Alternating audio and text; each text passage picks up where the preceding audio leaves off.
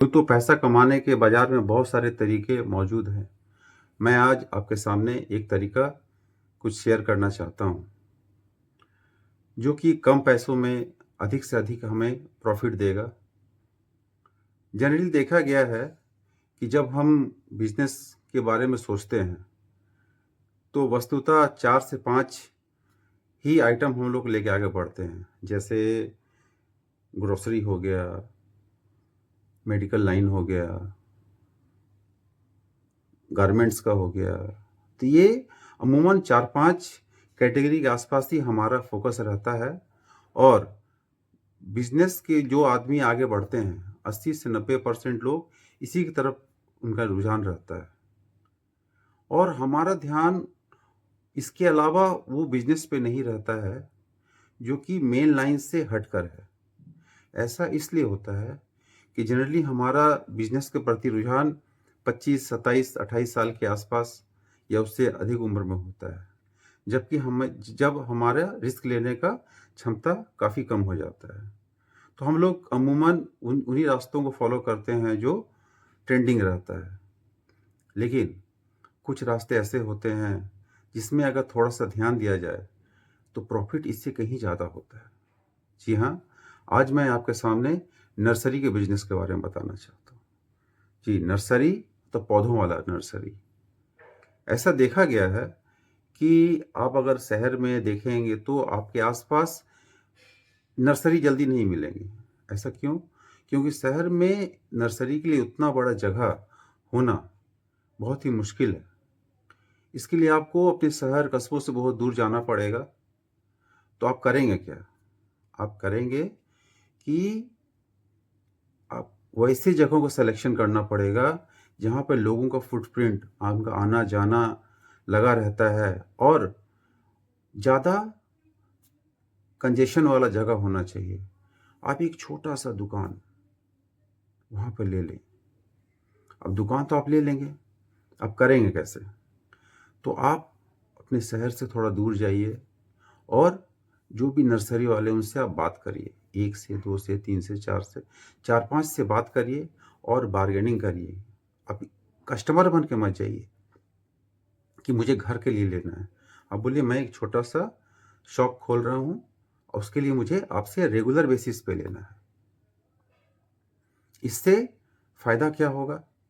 इससे फ़ायदा ये होगा कि नर्सरी वाले आपको एज़ ए होलसेलर के रूप में आपसे डील करेंगे। आपके मन में ये सवाल आता होगा कि छोटा शॉप से होगा क्या? या हम लोगों की ज़रूरत क्यों है ऐसा? यानी लोगों का माइंडसेट क्या रहता है कि वो नज़दीक से ही लेना चाहते हैं और पेड़-पौधा ऐसा है जो कि हर किसी को लुभाता है। हर किसी के दिमाग में ये रहता है कि वो नेचर से जुड़े हैं। ख़ासकर शहर में देखिए जो भी पेड़-पौधे लाते हैं, वो अपने टेरेस में रखते हैं, अपने कंपाउंड के अंदर रखते हैं, अपने बालकोनी में रखते हैं और उनको एक खुशी, एक अच्छी अनुभूति फ़ील होती है। लेकिन उनका सबसे बड़ा दिक्कत क्या रहता है कि उनका मनपसंद फूल, ख़ासकर फ्लावरिंग प्लांट ही वो लोग प्रेफ़र करते हैं, वो नज़दीक में नहीं मिल पाता है। उसके लिए बहुत दूर जाना पड़ता है। जिनके पास कार है, वो तो जा सकते हैं, लेकिन जिनके पास स्कूटर, बाइक ये सब है, उनके लिए दूर से लाना बहुत ही मुश्किल है। इसलिए वो प्रेफ़र करते हैं, उनको तमन्ना रहती है कि फूल पौधे लाने की, बट उनके आस-पास नहीं है बोल के कहीं न कहीं अपनी इच्छाओं को वो कॉम्प्रोमाइज़ कर लेते हैं।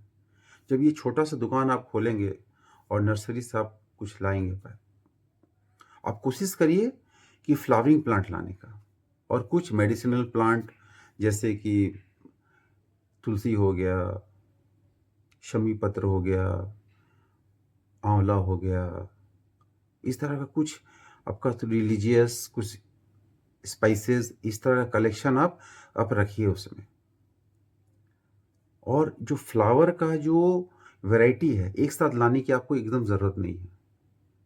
आप डेली बेसिस पे आप नर्सरी जाइए और जिसमें अच्छा-अच्छा फ्लावर हो रहा है, वो ला के उसको फर्स्ट रो में अपना दुकान के आगे रखिए उसको।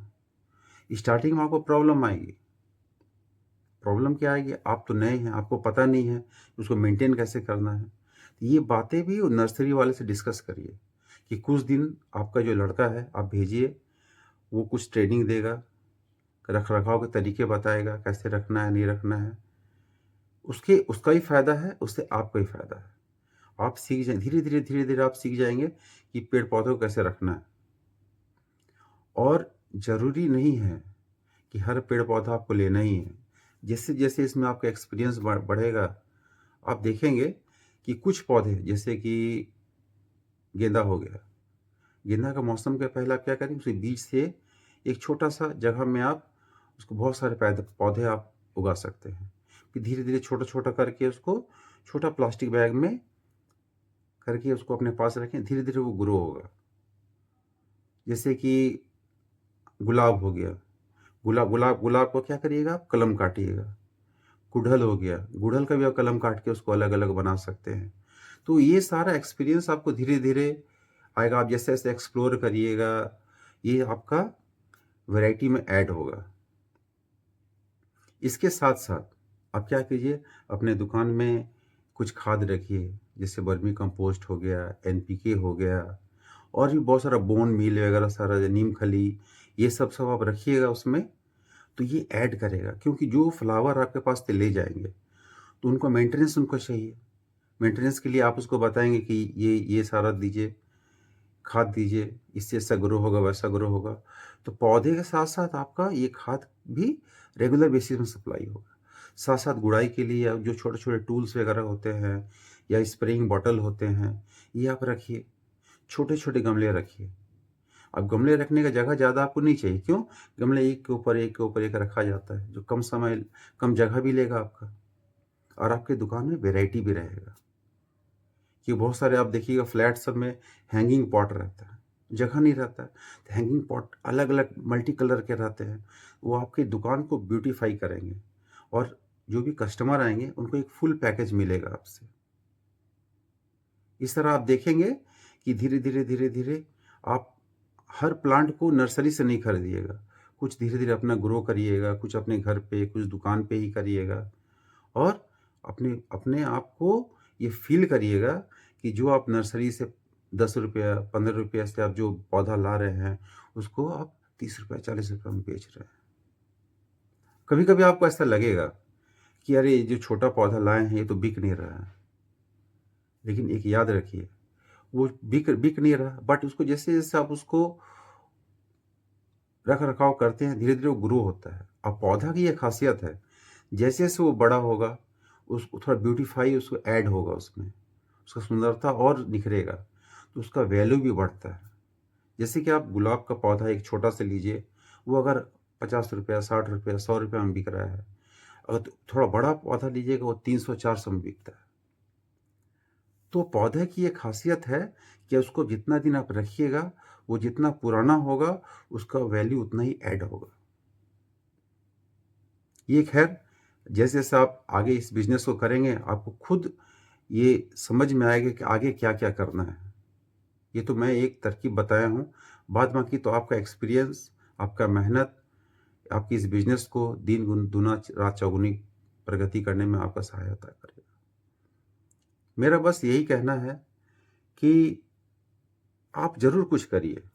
अपने लाइफ़ में निराश होकर बैठने से अच्छा है, एक बिज़नेस आप चुनिए। कम पैसा है, तो कम पैसे वाला ही बिज़नेस चुनिए। मेहनत ज़्यादा पैसे में भी करना है, कम पैसे में भी करना है, उसका कोई ऑप्शन नहीं है।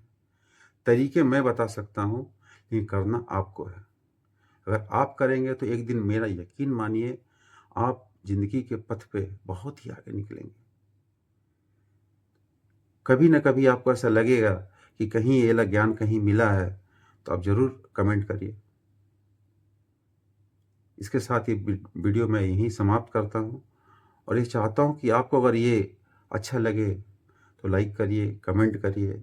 कुछ सुधार की ज़रूरत है, उसके लिए भी आप मुझे बताएँ, ताकि मैं आने वाली वीडियो को मैं इसके सुधार कर सकूँ। तब तक के लिए धन्यवाद।